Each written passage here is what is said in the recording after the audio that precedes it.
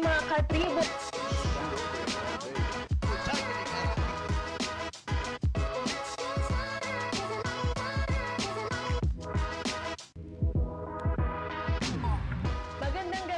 Magandang gabi mga katribo. Welcome to another episode of the Athletes Tribune where we meet and get to know our favorite sports idols.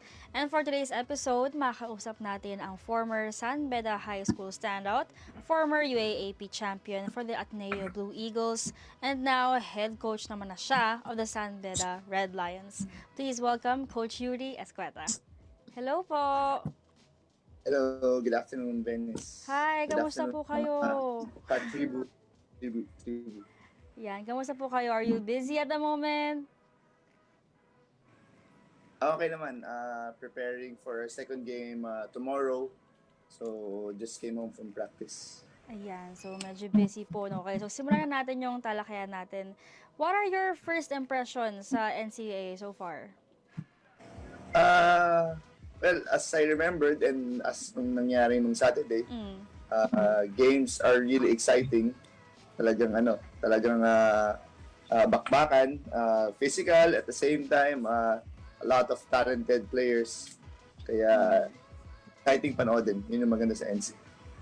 How was the first game? Like, were you really hyped up? Yung experience nyo of, being there with the San Beda?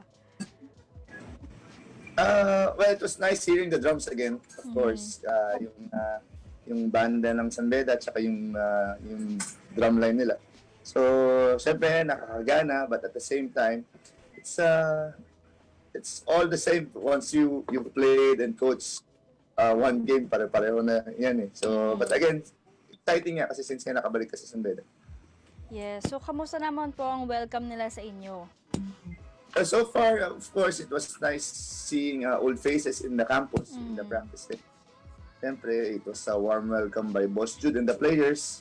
I'm very happy that the players are very receptive to the teachings that I'm trying to teach them. But at the same time, marami pang pwedeng i-improve. So, yun ang hoping namin in the season, and coming to this season, every game and every practice, we try to get better. So para towards the end, at least kahit paano, hopefully we peak at the right time. Ayan. So when you first heard of the news, ano po yung naramdaman ninyo that your alma mater picked you to handle a basketball program? Well, when Boss Jude told me, siyempre, it was really hard to say no. Kahit na, yun nga, I'm part of the TNT coaching staff. Tapos I'm still with Ateneo when the offer came. San Beda, being an alumnus and knowing yung history ko dito, I mean, the winning history ng school, and with the boss MVP's backing up, so it's hard to say no talaga. So hindi ako dalawang isip mo. Ayun. So I'm sure you felt nostalgic. May tumatak po ba na coaching method sa inyo before when you were still a Red Cub? Well, medyo malaki na pinagbago ng basketball ever since nung high school ako with San Beda. But syempre, andun pa rin yung pride and yung honor of ng mga players tsaka ng mga coaches. Kita naman kasi karamihan sa coaching staff ko galing din sa San Beda Red Cubs or Red Lions eh. So makikita mo talaga yung pride tsaka yung honor of representing the school dun sa mga players tsaka sa mga coaches ko nga. So, yun yung isang bagay na hindi mo kasi maituturo pagka hindi ka alumnus ng school eh. So, very proud ako dun na yung staff ko at yung players ko meron nun. Ayun. So, na-mention nyo nga po, marami nang pinagbago, no? So, have you seen like some coaching style na hindi na parang magiging effective or as effective ngayon sa bagong generation ng athletes natin? I couldn't say naman na it's not effective na. Kasi it really depends on the coaching style eh. Diba? Tsaka the players that you have eh. So there's no wrong and right way of sa sistema or sa coaching style. It's really nga yung kung ano nababagay sa inyo. So siguro lang yung may ibang team na nababagayan na na medyo slow pace, may team na binibagayan ng yung fast pace. So, siguro kami ngayon with the players I have, with the talent level and yun nga, probably the tournament format na medyo physical na hinahayaan. So medyo fast-paced yung laro, yun yung gusto nila. Mas kailangan namin masanay kami dun sa sa tempo ng laro at the same time sa physicality ng offense. And yung physicality ng defense namin, kailangan din namin siyempre pick up. Kung ganun talaga ang papabayaan nila. And how are you and the team adjusting with one another po? Okay naman, yun yung sabi ko, the team's very receptive.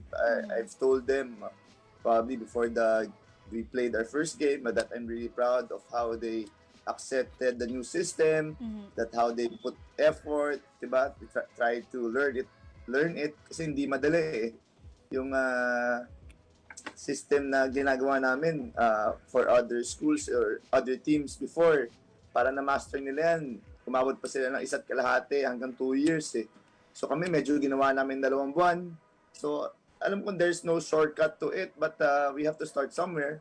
So kaya kasi sabi ko that hopefully as the game goes through the season and every practice that we improve every day. We really learn the systems in and outs. Yeah. So have you noticed any difference or mga challenges na napansin nyo sa handling ng team ngayon, like compared to the other ones that you've handled? Well, siguro ngayon yung talagang kasi nag-shift kami from the old system to the new one. So medyo karamihan dun sa principles na tinuturo ko, medyo baliktad eh. So black and white. I'm not saying mali yun, pero ito lang kasi yung ginagawa namin ngayon. So talagang changing of habits eh. So we're trying to change yung mga old habits nila, and when you change your habit, it isn't hard. Kailangan ng repetition, kailangan ng gameplay, at the same time, kailangan ng maraming paalala mula sa coaches. And syempre, yung mental focus ng players, kailangan to change their habits, kailangan nakafocus sila lagi, engage sila sa practices and games. Ayan. It seems like a hard time talaga, no? Pero syempre, perseverance yung key dyan. And may I ask, how crucial po is Coach Boyet's presence with helping you out dito sa San Beda ngayon? Well, malaking tulong si Coach Boyet. Of course, since the transition nga was very short, of course, he helped me in terms of introducing yung mga players niya sa akin. At the same time, syempre, na he has a winning record. So, malaking tulong yung experience niya of winning championships. At the same time, gaang sa katrabaho kaya wala akong problema. Him being with the staff, yung experience talaga niya ang main strength niya dito sa coaching staff namin. Ayan, that's great to hear, Coach. And marami po tayong pag-uusapan with Coach Yuri, mga katribo, kaya just stay with us. We'll be right back after a few reminders. Magandang araw mga katribo! Narito na ang mga makakasama nyo tuwing umaga sa programang Gising Na. Roy Pelovelo, Comfy Manalo, Vernon Velasco, Kim Sancha at Jerk Balagtas. Abangan ang programang Gising Na sa Facebook page ng Daily Tribune. Ilabas na ang mainit na kape at samahan kami sa inyong pag-almusal, mga katribo. Sama-sama natin alamin ang mga natatagong istorya sa mga latest na kaganapan sa loob at labas ng bansa. Maaari niyo rin ibahagi sa amin ang inyong opinion via Daily Tribune Facebook page at Tribune Now sa YouTube. Makichika na rin sa latest showbiz happenings, mga katribo. Kaya naman, magsama-sama po tayo sa Gising Na!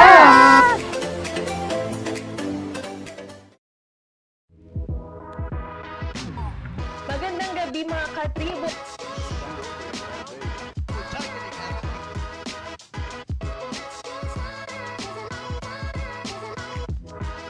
Welcome back to the show dito sa Athletes Tribune, and we are still with San Beda Red Lions new head coach, Coach Yuri. Ayan, Coach, let's continue the conversation. So, kayo na po, yung pinag-usapan natin yung mga coaching styles and how you're dealing with the transition now. So, now that you are, bago nga dito, how do you apply your experience sa PBA with the current system sa San Beda? Not just the experience in the PBA, probably more of the experience with the as assistant sa Ateneo. Siyempre, it's different when you handle yung college players sa pro players. But I try to get kung ano nababagay sa team ko. Ayoko naman kunin kung hindi bagay sa team mo. Diba? Yung mga philosophies ni Coach Tab, at the same time, yung mga teachings din ni Coach Chot. Kung anong magandang nakikita ko sa kanila, sinishare ko sa players ko. Diba? Kasi yun naman ang sabi ko sa mga, it's all about them learning and being able to develop to be able to reach the next level ng career nila, which is the pros. So, yun ang mga nasi-share ko sa kanila. Ayun. I'm sure our contributors are also curious to know yung experience nyo with the difference sa student athletes and also with the pros. Ano po ba yung mga naging experience nyo sa dalawang na yun? Siyempre, ang student athletes, medyo tuturuan mo pa ng tamang attitude, diba, ng values, at the same time, yung values ng school. Diba? Dapat natuturo sa athletes yan, yung pag-manage ng oras nila, sa pag-aaral, sa basketball practice, at the same time, sa pag-weights nila. Yung basta yung time management nila and discipline nila importante. So, yun yung medyo hindi mo na kailangan ituro sa kasi pag mga PBA players, syempre more of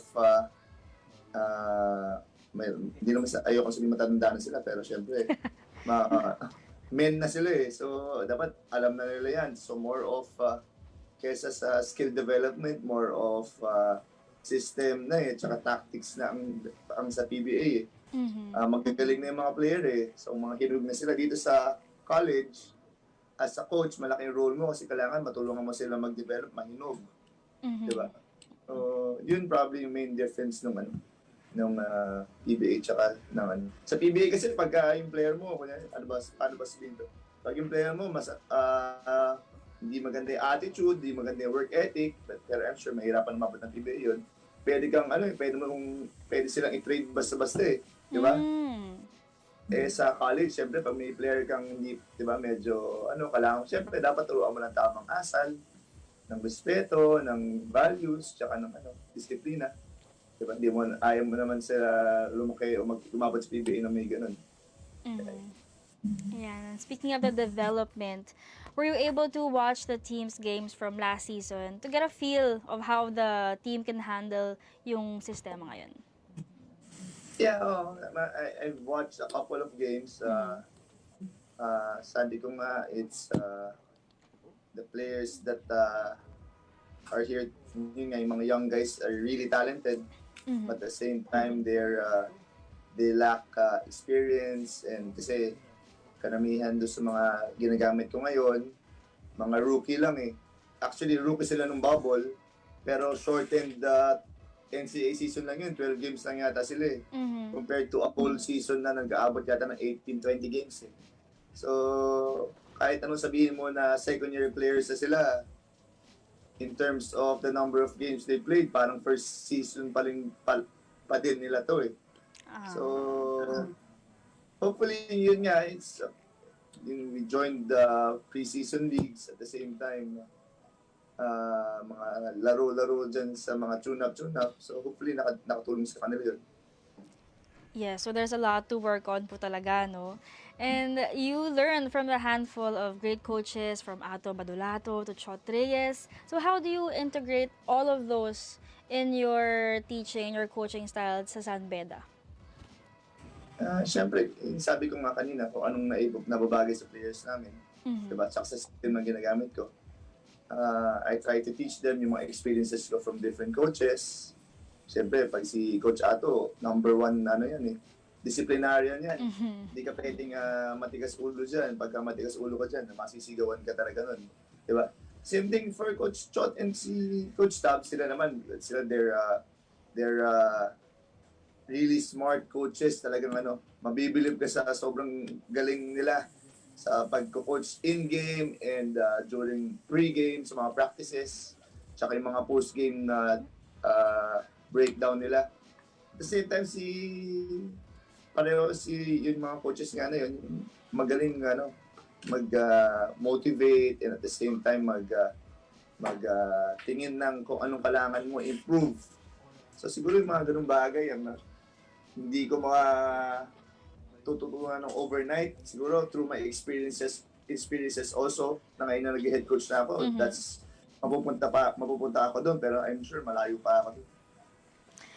Pero do you see yourself sometimes na parang na-manifest mo yung mga old coaches nyo when you yourself coach your students? And hopefully, ma-manifest ko talaga sila kasi they're great coaches. Diba? Coach Ato probably is the best high school coach in the country. I'm sure he is. Diba? Si Coach Chot, winningest coach sa, diba? One of the winningest coach sa PBA. At the same time, Gilas mentor. Coach Tabden, same thing. FIBA coach, diba? Nag-Olympics. So hopefully, may manifest ko talaga yung mga positive traits sila. Diba? Para naman na makatulong ako sa mga bata na kino-coachan doon. Ayun. So, San Beda has been, seen as a powerhouse sa NCAA. So, how do you see the coaching staff in planning to get back to the school sa finals? Well, kami kasi we try to take it one game and one practice at a time. Kasi you can't say naman na laban na kagad tayo sa championship, diba? We'd like, as coaches, we like to stick more to the process of getting to the championship than just telling ourselves na we are a championship contending team. Dapat nasa championship tayo, diba? Hindi man pwedeng ganun-ganun lang. Maraming hard work, maraming turo, maraming sacrifice ang kailangan mong pagdaanan, not just as a coaches but even the players. So, yun nga, so stick to the process lang kami. Seeing the big picture, if we do things right, hopefully we'll get there. Also, again, hopefully win championships again for the school and diba, for our families and syempre for our bosses. Ayan. So, do you have your short and long-term programs po for the Red Lions? Probably long-term programs, probably yun nga in probably win championships in the future. Pero probably now long short-term programs, it's to be able to develop young student athletes, diba? As the day goes by, practices make them learn how to play basketball the right way, diba? More of team play than individual play. Yung mga makakatulong sa kanila kung saan man sila maglaro sa future. So, yun yung short-term goal namin. At the same time, probably is yung time management nila sa school and sa basketball and learning the proper values that the Benedictine school would like to teach. Tsaka living these values sa pang-araw-araw nilang buhay. Ayan, so marami tayong aabangan from the team. And sa ating papabalik, we'll ask a lighter batch of questions naman kay Coach Yuri. Stay with us! Mga impormasyong direktang makukuha mula sa sources at diretsahang usapan. Yan ang ating damin sa inyo sa programang Straight Talk. Samahan nyo kami sa makabuluhang talakayan live tuwing Martes alas 10 ng umaga sa official Facebook page ng Daily Tribune at Tribune Now on YouTube. Magandang gabi mga katribo.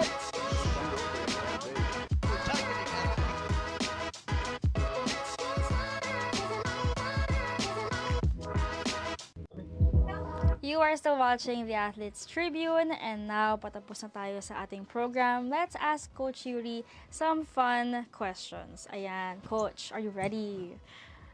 Ready? Okay, Ready. so how could you compare yung basketball culture ng Beda and Ateneo? Of course, both schools are a winning program.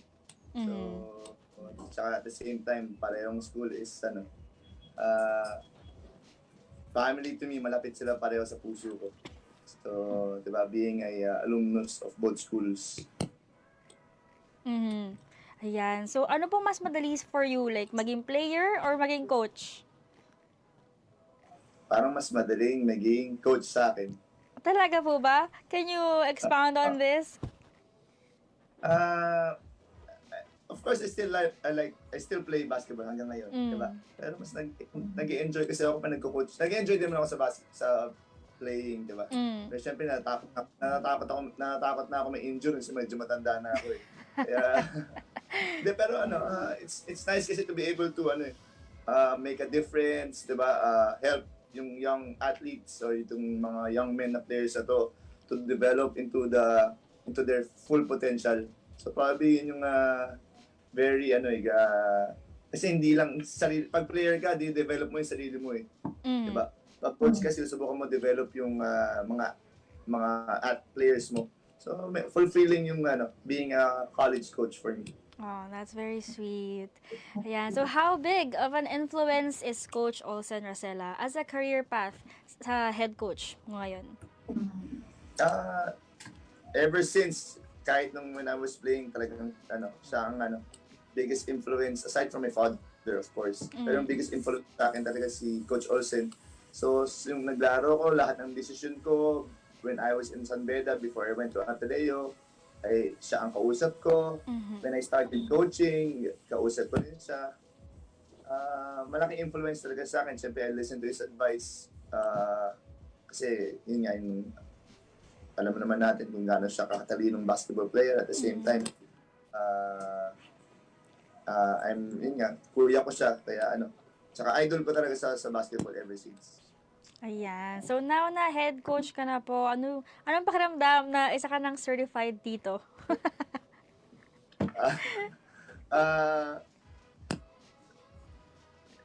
Ala, na-speechless si coach.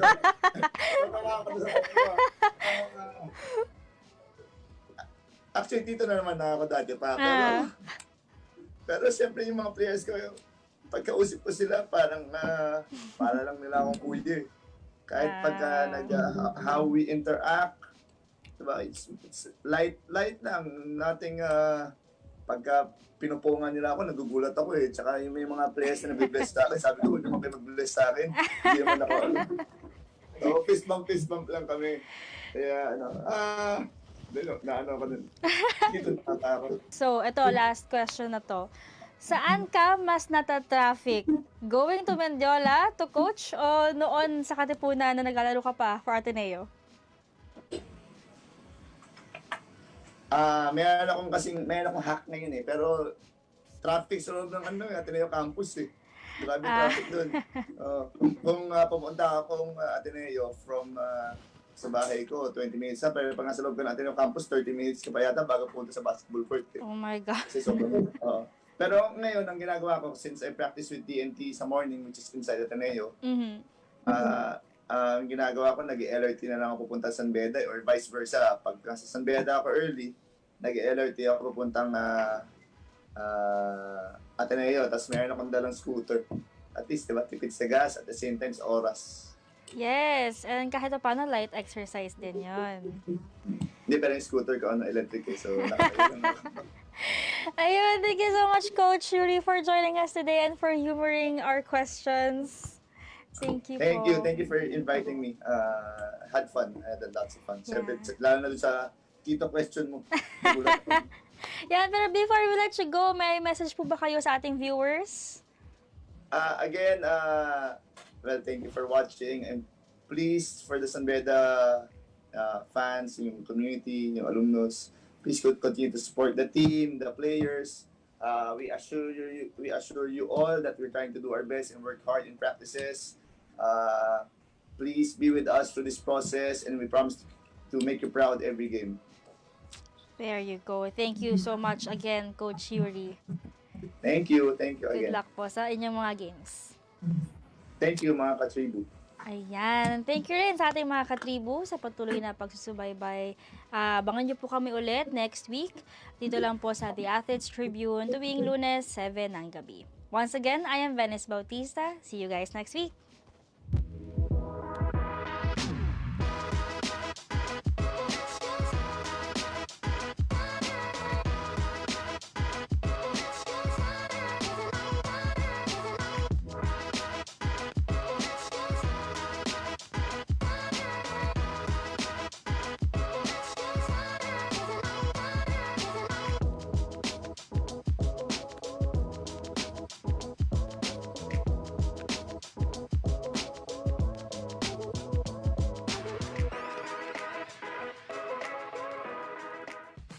would like to thank the following: Araneta, Pag-ibig, SM Supermall, Veteran, Divina Law Offices, ICTSI, Xlog, Globe, Kia, PLDT, Cherry, Tanawan, Prime Homes, RLC, Pure Gold, Meralco, and SM Retail.